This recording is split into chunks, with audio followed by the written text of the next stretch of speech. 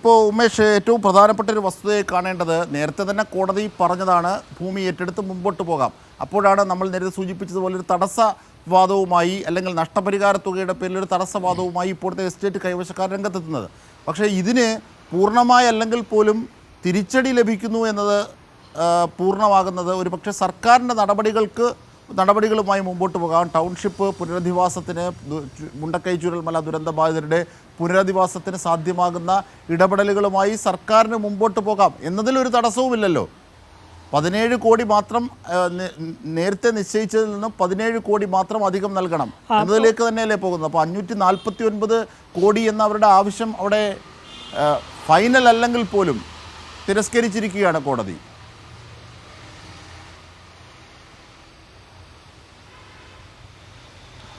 അജിംഷാദ്, അത് അന്തിമ തീരുമാനം ഇപ്പോഴും കോടതി എടുത്തിട്ടില്ല. ഈ ഘട്ടത്തിൽ ആ ആവശ്യം അനുവദിക്കാൻ കഴിയില്ല എന്നാണ് കോടതി പറഞ്ഞിരിക്കുന്നത്. അതായത് ഇനി വിശദമായ വാദം കേൾക്കാം. വാദം കേട്ടതിന് ശേഷം മാത്രമേ എന്തായിരിക്കും വിധി എന്നുള്ളത് നമുക്ക് പറയാൻ കഴിയുകയുള്ളൂ. അതുകൊണ്ട് വലിയൊരു തിരിച്ചടി എന്നുള്ള നിലയിൽ ഇപ്പോൾ വ്യാഖ്യാനിക്കാൻ കഴിയില്ല. കാരണം കോടതി അത് വിശദമായ വാദം കേട്ട ശേഷം മാത്രമേ അതിലൊരു തീരുമാനമെടുക്കുകയുള്ളൂ. ഏതായാലും കോടതി എല്ലാ ഘട്ടത്തിലും സർക്കാരിന് പിന്തുണ നൽകിയിട്ടുണ്ട്. അതിപ്പോൾ ഈ വയനാട് മുണ്ടക്കൈ ചൂരൽമല ദുരന്തബാധിതരെ പുനരധിവസിപ്പിക്കുന്ന കാര്യത്തിൽ സർക്കാർ സ്വീകരിക്കുന്ന നടപടികൾക്ക് എല്ലാ ഘട്ടത്തിലും കോടതി പിന്തുണ നൽകിയിട്ടുണ്ടെന്നുള്ളത് ഇതുമായി ബന്ധപ്പെട്ട വ്യവഹാരങ്ങൾ പരിശോധിച്ചാൽ മനസ്സിലാകും. നേരത്തെ ഈ ഭൂമി ഏറ്റെടുക്കുന്നതുമായി ബന്ധപ്പെട്ട് 2 എസ്റ്റേറ്റുകളാണ് സർക്കാർ ഏറ്റെടുക്കാൻ തീരുമാനിച്ചത്. ഈ അവിടെ ടൗൺഷിപ്പ് നിർമ്മാണത്തിനായി എൽസ്റ്റൺ എസ്റ്റേറ്റിൻ്റെയും നെടുമ്പാല വില്ലേജിലെ ഹാരിസൺ മലയാളത്തിൻ്റെയും ഭൂമി ഏറ്റെടുക്കാനാണ് സർക്കാർ തീരുമാനിച്ചത്. ആ തീരുമാനിച്ച് ഭൂമി ഏറ്റെടുക്കാൻ ആ നടപടിയിലേക്ക് പോയപ്പോഴാണ് അവർ ഹൈക്കോടതിയെ സമീപിച്ചത്. സിംഗിൾ ബെഞ്ച് മുമ്പാകെ ഈ ഹർജി എത്തി. ഈ ഭൂമി ഏറ്റെടുക്കുന്നതിനെതിരെ അവർ തടസ്സം ഉന്നയിച്ചു. അതിൽ വിശദമായ വാദം കേട്ട കോടതി സർക്കാരിന് ഭൂമി ഏറ്റെടുക്കാം എന്നുള്ളത് തന്നെയാണ് ഉത്തരവിട്ടത്. അതായത് സിംഗിൾ ബെഞ്ച് ഉത്തരവ് സർക്കാരിൻ്റെ ഭൂമി ഏറ്റെടുക്കുന്ന നടപടികൾക്ക് ഒരു തരത്തിലുള്ള തടസ്സവും അന്ന് പറഞ്ഞിട്ടില്ല. ഭൂമി ഏറ്റെടുത്ത് ഈ ടൗൺഷിപ്പ് നിർമ്മാണം എന്ന നടപടിയിലേക്ക് പോകാം എന്നാണ് സിംഗിൾ ബെഞ്ചിൻ്റെ ഉത്തരവുണ്ടായത്. ഇതിനെതിരെ വീണ്ടും ഹൈക്കോടതി ഡിവിഷൻ ബെഞ്ച് മുമ്പാകെ ഈ എസ്റ്റേറ്റ് ഉടമകൾ അപ്പീലുമായി എത്തി. ആ അപ്പീൽ ഇപ്പോൾ ഡിവിഷൻ ബെഞ്ചിൻ്റെ പരിഗണനയിലാണ്. അത് ഓരോ ഘട്ടത്തിലും ആ അപ്പീൽ പരിഗണിക്കുന്ന സമയത്ത് ആദ്യഘട്ടത്തിൽ ഈ സിംഗിൾ ബെഞ്ച് ഉത്തരവ് സ്റ്റേ ചെയ്യണം എന്നൊരാവശ്യം എസ്റ്റേറ്റ് ഉടമകൾ മുന്നോട്ട് വച്ചു. പക്ഷേ അത് സ്റ്റേ ചെയ്യാൻ ഡിവിഷൻ ബെഞ്ച് തയ്യാറായില്ല. കാരണം അവിടെ ദുരന്തബാധിതരുടെ കാര്യമാണ്, അവരെ പുനരധിവസിപ്പിക്കുന്ന വിഷയമാണ്. അത് നിയമപ്രകാരം തന്നെ സർക്കാർ ഭൂമി ഏറ്റെടുത്ത് അവരെ പുനരധിവസിപ്പിക്കാനുള്ള ടൗൺഷിപ്പ് നിർമ്മാണവുമായി മുന്നോട്ട് പോവുകയാണ്. അത് അങ്ങനെ തന്നെ മുന്നോട്ട് പോകട്ടെ, ബാക്കിയുള്ള കാര്യങ്ങൾ വിശദമായി വാദം കേട്ട് പിന്നീട് തീരുമാനിക്കാം എന്നാണ് ഡിവിഷൻ ബെഞ്ച് നേരത്തെ വ്യക്തമാക്കിയത്. അതായത് ഇപ്പോഴും അപ്പീലിൽ അന്തിമ തീരുമാനമായിട്ടില്ല. പക്ഷേ അവിടെ ടൗൺഷിപ്പ് നിർമ്മാണം നടക്കുന്നുമുണ്ട്. അത് ഹാരിസൺ മലയാളത്തിൻ്റെ അല്ല, ആദ്യഘട്ടത്തിൽ എൽസ്റ്റൺ എസ്റ്റേറ്റിൻ്റെ ഭൂമിയാണ് ആദ്യം ഏറ്റെടുക്കുക. ആദ്യഘട്ടത്തിൽ ഏറ്റെടുക്കുന്നത് അവരുടെ 78 ഏക്കർ ഭൂമിയാണ്. അതിലാണ് ആദ്യഘട്ടത്തിൽ നിർമ്മാണം നടക്കുന്നത്. 400ഓളം കുടുംബങ്ങൾക്ക് വീട് നിർമ്മിക്കുകയാണ് ആദ്യഘട്ടത്തിൽ ചെയ്യുന്നത്. അതുകൊണ്ട് തൽക്കാലം ഹാരിസണിൻ്റെ ഭൂമി ഇപ്പോൾ ഏറ്റെടുക്കുന്നില്ല എന്ന് സർക്കാർ പറഞ്ഞതോടെ ഹാരിസണിൻ്റെ ഹർജി തീർപ്പാക്കി. പക്ഷേ എൽസ്റ്റൺ എസ്റ്റേറ്റിൻ്റെ ഭൂമി ഏറ്റെടുത്ത് അതിൽ നിർമ്മാണ പ്രവർത്തനങ്ങൾ നടത്തുന്നതിന് യാതൊരു തടസ്സവുമില്ല എന്ന് ഹൈക്കോടതി പറഞ്ഞതാണ്. അതിൻ്റെ അടിസ്ഥാനത്തിലാണ് സർക്കാർ മുന്നോട്ട് പോയത്. മുഖ്യമന്ത്രി അവിടെ ടൗൺഷിപ്പിന് തറക്കല്ലിട്ടു. തുടർന്ന് നിർമ്മാണ പ്രവർത്തനം ആരംഭിക്കാനിരിക്കെയാണ് വീണ്ടും ഈ പറയുന്ന ഹർജിയുമായി എൽസ്റ്റൺ എസ്റ്റേറ്റ് ഹൈക്കോടതിയെ സമീപിച്ചത്. അതായത് അവർക്ക് ഇപ്പോൾ നൽകിയ 26.51 കോടി രൂപ തീരെ കുറവാണ്. അതുകൊണ്ട് ഉയർന്ന തുക നഷ്ടപരിഹാരമായി നൽകണം എന്ന് ഡിവിഷൻ ബെഞ്ച് മുമ്പാകെ അപ്പീൽ വരികയാണ്. ആദ്യം സിംഗിൾ ബെഞ്ചിലാണ് നൽകിയത്. പക്ഷേ സിംഗിൾ ബെഞ്ച് അത് പരിഗണിക്കാൻ തയ്യാറായില്ല. കാരണം ഇതുമായി ബന്ധപ്പെട്ട കേസുകൾ പരിഗണിക്കുന്ന ഡിവിഷൻ ബെഞ്ച് തന്നെ ഈ വിഷയം പരിഗണിക്കട്ടെ എന്നൊരു നിലപാട് അന്ന് സിംഗിൾ ബെഞ്ച് സ്വീകരിച്ചു. അങ്ങനെ ഡിവിഷൻ ബെഞ്ച് മുമ്പാകെ എത്തി. ചീഫ് ജസ്റ്റിസ് ഉൾപ്പെട്ട ഡിവിഷൻ ബെഞ്ച് ഈ ഹർജികളിൽ കഴിഞ്ഞ ദിവസങ്ങളിലൊക്കെ വാദം കേട്ടു. അതിൽ സർക്കാർ പറയുന്നത് കഴിഞ്ഞ 10 ഭൂമി ഇടപാടുകളുടെ അത് പരിശോധിച്ചാണ് ഇപ്പോൾ ഇങ്ങനെ 26.51 കോടി രൂപ നിക്ഷേപിച്ചത്. എന്നാൽ ആ തുക കുറവാണ് എന്ന് എൽസ്റ്റൺ എസ്റ്റേറ്റും വാദിക്കുന്നു. ഏതായാലും ഇരു വിഭാഗങ്ങളുടെയും വാദം കേട്ട ശേഷം ഡിവിഷൻ ബെഞ്ച് ഇപ്പോഴൊരു നിലപാട് സ്വീകരിക്കുന്നു. അധികമായി 17 കോടി രൂപ കൂടി നിക്ഷേപിക്കാതെ നേരിട്ട് നൽകേണ്ടതില്ല, ഹൈക്കോടതി രജിസ്ട്രിയിൽ നിക്ഷേപിക്കുക.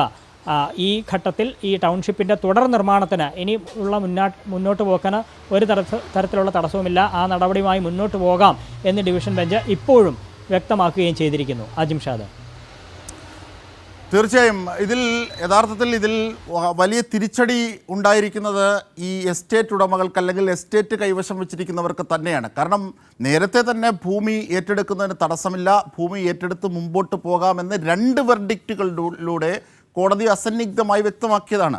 പിന്നീട് അതിനുശേഷമാണ് ഇത്തരത്തിലൊരു നഷ്ടപരിഹാര തുകയുടെ പേര് പറഞ്ഞ് രംഗത്തെത്തുന്നത്. പക്ഷേ ഇവിടെ നോക്കൂ, 549 കോടി എന്ന നഷ്ടപരിഹാര തുക എസ്റ്റേറ്റ് ഉടമകൾ ആവശ്യപ്പെട്ടത് അല്ലെങ്കിൽ എസ്റ്റേറ്റിൻ്റെ കൈവശക്കാർ ആവശ്യപ്പെട്ടത് നൽകണമെന്ന് കോടതി ഇപ്പോഴും പറയുന്നില്ല.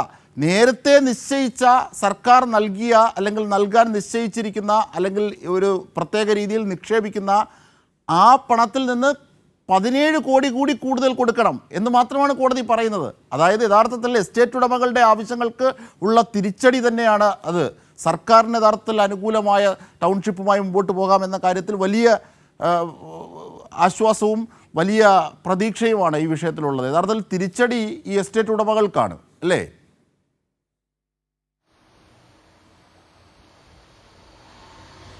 തീർച്ചയായും അജിംഷാദ്, കാരണം അവിടെ നിർമ്മാണത്തിന് തടസ്സമില്ല, ആ നിർമ്മാണ പ്രവർത്തനങ്ങളുമായി മുന്നോട്ട് പോകാം എന്ന് തന്നെയാണ് ഡിവിഷൻ ബെഞ്ച് ഇപ്പോൾ വ്യക്തമാക്കിയത്. ആ അർത്ഥത്തിൽ സർക്കാരിൻ്റെ നടപടികൾക്ക് പൂർണ്ണ പിന്തുണ നൽകുന്നു.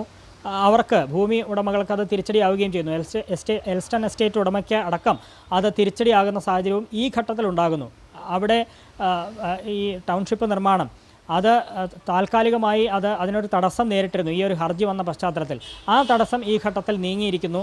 അവിടെ തുടർ നടപടികളുമായി മുന്നോട്ട് പോകാം എന്ന് ഡിവിഷൻ ബെഞ്ച് നിലപാടെടുത്തിരിക്കുന്നു. ഇതിനു മുൻപ് ഉണ്ടായ ഏതൊക്കെ തരത്തിലാണോ കോടതി പിന്തുണ നൽകിയത് അത് ഇപ്പോഴും ഉണ്ടായിരിക്കുന്നു എന്നുള്ളത് തന്നെയാണ്. ഏതെങ്കിലും തരത്തിലുള്ള ഒരു ആവശ്യം വരുമ്പോൾ പെട്ടെന്ന് ഒരു തീരുമാനത്തിലേക്ക് കോടതി ഒരു ഘട്ടത്തിലും പോയിട്ടില്ല. വിശദമായി വാദം കേട്ട് അതിൻ്റെ എല്ലാ വശങ്ങളും പരിശോധിച്ച് മാത്രമേ തീർപ്പിലേക്ക് എത്തിയിട്ടുള്ളൂ. ഇതിനു മുൻപ് തീർപ്പ് കൽപ്പിച്ചതെല്ലാം സർക്കാരിന് അനുകൂലമായിരുന്നു. സർക്കാരിൻ്റെ ഈ പുനരധിവാസ പ്രവർത്തനങ്ങൾക്കുള്ള വലിയ പിന്തുണ തന്നെയായിരുന്നു. ഇന്നലെ ഈ വയനാട് വിഷയവുമായി ബന്ധപ്പെട്ട് വായ്പ എഴുതി തള്ളുന്ന കാര്യത്തിലും കോടതി സർക്കാരിന് അനുകൂലമായ നിലപാടാണ് സ്വീകരിച്ചത്. അവരുടെ ദുരന്തബാധിതരുടെ വായ്പ എഴുതി തള്ളുന്ന കാര്യം പരിഗണിക്കണം എന്ന നിലപാടാണ് ഇന്നലെ മറ്റൊരു ഡിവിഷൻ ബെഞ്ച് സ്വീകരിച്ചത്. ഇന്നിപ്പോൾ ചീഫ് ജസ്റ്റിസിൻ്റെ ബെഞ്ചാണെങ്കിലും ഈ ടൗൺഷിപ്പ് നിർമ്മാണം അത് ഈ ഘട്ടത്തിൽ പെട്ടെന്ന് നിർത്തിവെക്കേണ്ട സാഹചര്യമില്ല എന്ന് തന്നെ ഡിവിഷൻ ബെഞ്ചും കാണുന്നു. ഇങ്ങനെയൊരു ഹർജി കോടതിയിലുള്ളത് ഒരു തരത്തിലും അവിടെ പുനരധിവാസ പ്രവർത്തനങ്ങൾ അല്ലെങ്കിൽ ടൗൺഷിപ്പ് നിർമ്മാണത്തിന് തടസ്സമല്ല എന്ന് തന്നെയാണ് ഡിവിഷൻ ബെഞ്ച് നിലപാട് സ്വീകരിച്ചിരിക്കുന്നത്. ആ അർത്ഥത്തിൽ സർക്കാരിന് വലിയ പിന്തുണ, വലിയ വിജയം ഇപ്പോൾ സർക്കാരിൻ്റെ നിലപാടിന് ഉണ്ടായിരിക്കുന്നു. കാരണം ദുരന്തബാധിതരാണ്, അവരെ എത്രയും പെട്ടെന്ന് പുനരധിവസിപ്പിക്കണം. അതിനായി വലിയ പ്ലാൻ തന്നെ സർക്കാർ രൂപീകരിച്ചു. അത് വളരെ സമയബന്ധിതമായി തന്നെ നടപ്പാക്കി വരുന്നു. ഈ 2 വില്ലേജുകളിൽ ആയിട്ടാണ് 2 എസ്റ്റേറ്റുകളാണ് സർക്കാർ ഇതിനായി ഏറ്റെടുക്കാൻ തീരുമാനിച്ചത്. അത് 143.41 ഹെക്ടർ ഭൂമി വയനാട്ടിലെ വൈത്തിരി താലൂക്കിൽ 2 വില്ലേജുകളായി ഏറ്റെടുക്കാനാണ് സർക്കാർ തീരുമാനിച്ചത്.